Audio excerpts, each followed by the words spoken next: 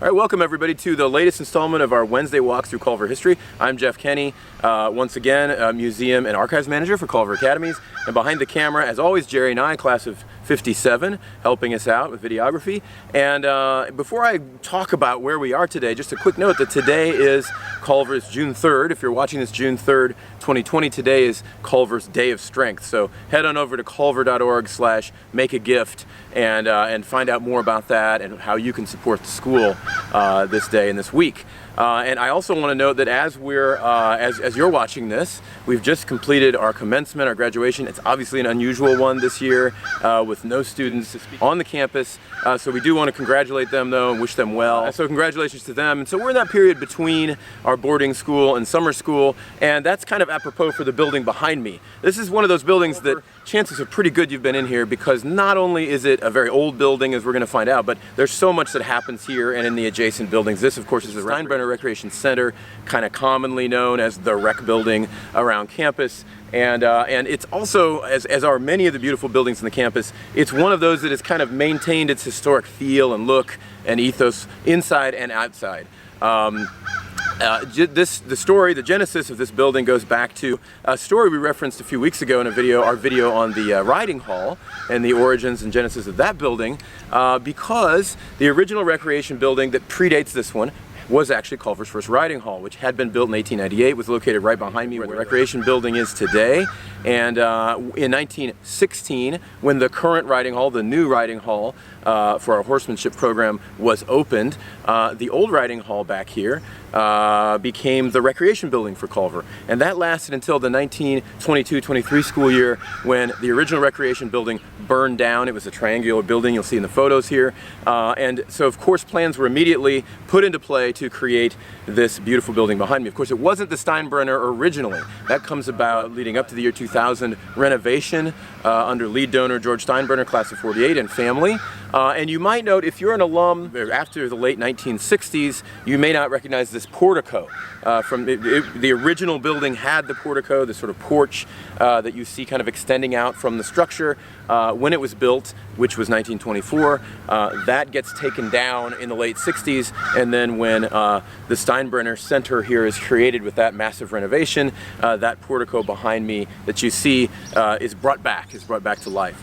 So we're going to go inside the rec building, the recreation center, and learn a little bit more. There's some really unusual and interesting history in this building. All right, I'm standing here, of course, inside the recreation building, the Steinbrenner, and behind me are these, multiple gymnasium spaces that students use. Of course, we use this building for so many things today. So many of our sports programs, including our intramurals. Our fencing center is here, our wrestling practice area, the E.C. Cuba Smith weight room, also known as the Wilk, is in this space, and we're adjacent to the Fleet Gymnasium, Viersen Gymnasium.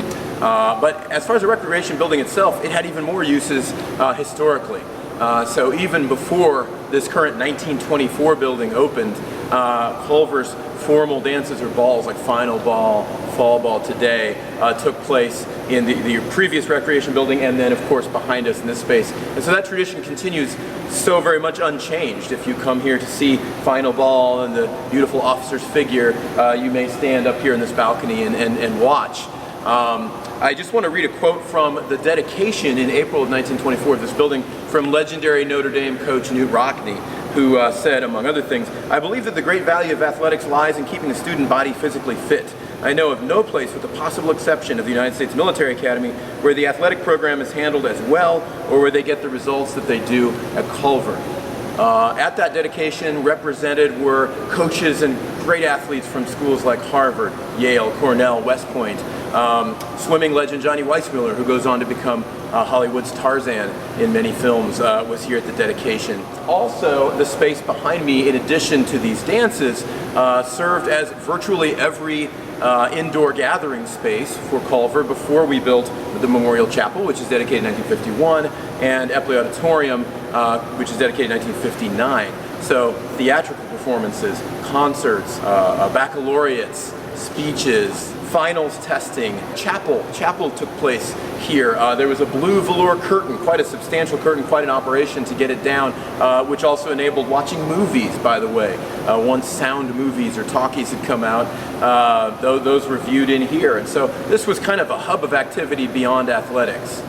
So of course I'm standing here on the upper balcony where there's a running track, and just to note, as you see, of course, this glazed white brick kind of interior that's so indicative of the 1920s architectural style. So much of this is going to feel just as it did if you're an alum, whether it was 10 years ago or 80 years ago.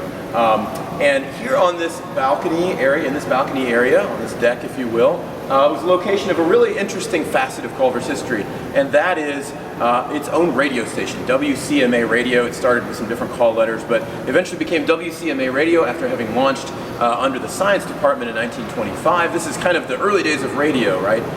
And so up into 1932, Culver had its own radio station. And there wasn't that much competition, so we're able to reach multiple states and even some foreign territories. And there's a pretty regular roster of material on the radio station. The broadcast studio was kind of behind me, and on the roof were the antenna towers, which after the radio station went down were given to the Indiana State Police for their use.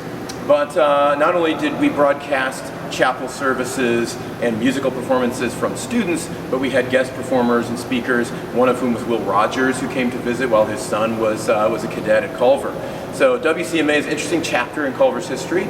Of course, that many of you remember as a cinder track. It was a dirt floor, and when we think about these formal balls, formal dances, this was a nice area to have set up kind of foliage and tables. Great place for students and their dates to just kind of congregate and have time to meet and mingle and chat. But of course the track was cinder all the way up until the 1971 school year. And so then we see it converted over, kind of paved if you will. And of course it's used for track and field today, among other things. And another very kind of interesting and important part of Culver's history is that the boxing ring was located down in that area behind me for many years actually. Boxing was very, very popular at Culver, not only as a varsity sport. We had some undefeated seasons, a pretty strong team and coach for many years, but boxing was very, very popular as a company sport. So boxing would draw a huge crowd. That begins to fade out in the 1960s, but for years and years, boxing was extraordinarily popular here at Culver. And speaking of boxing, of course, many of you will remember the punching bags and the boxing practice areas that were up here behind me. That goes back to the opening of the recreation building. So too does the handball courts originally, which become added on more and more squash and racquetball over the ensuing decades. I might note that from the beginning, the towers here had restroom, some classroom spaces. At one point, the school psychiatrist had an office up here. So lots and lots of uses here at the rec building, the Steinbrenner Recreation Center.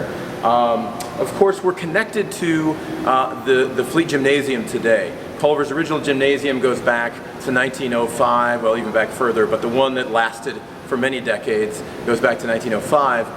That one, as many of you may remember, burned in November of 1977. As known as the Little Gym. That's an entire other story for another video, but just to reference it. The new gymnasium, the Fleet Gymnasium, is dedicated in 1980, and of course if you travel from the doors of this building going west, you'll pass the McMillan Center, which is dedicated in 1973, and today's Hall of Fame, which replaces the original space that burned in that 1977 fire. Again, another story for another day to go diving into the many aspects of the Fleet Gymnasium area. I would just add, in terms of the recreation building, one other space that many of you are familiar with and will remember is underneath what you might call the basement level, the lower level of this building, which from 1924, when the building was built, was the rifle range. And many of you will have participated in activities down in the rifle range. That shut down in the 1985-86 school year, and of course in the late 90s that becomes a Siegfried Fitness Center as it is today, beautiful space. And so in total, we just have so many resources, so many opportunities for great things here at the Steinbrenner Recreation Center, and lots of good memories and many more to be made in the future. Once again, I'm Jeff Kenny, Museum and Archives Manager for Culver Academies. Thanks again to Jerry Nye, Class 57, behind the camera. This is Wednesday Walks Through Culver History. We're here every Wednesday at 4 p.m. on Culver Academy's History Facebook page. We hope to see you next week.